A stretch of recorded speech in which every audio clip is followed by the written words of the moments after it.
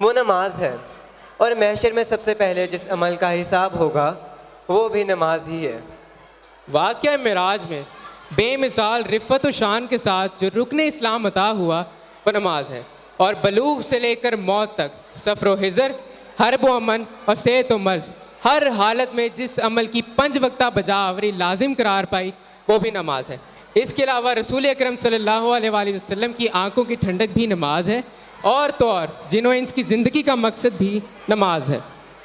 نماز کی اہمیت کو اجاگر کرتی ہوئی ایک خوبصورت سی پرفارمنس لے کر آ رہے ہیں محمد اکبر، حیدر علی، اذہان عابد، اذہان زاہد، زیان علی، ایان خالد، مریم چودھری، شفا فاطمہ، علیشہ نور، یشفا، زینب ریحان، نور الہدا۔ A big round of applause for the students.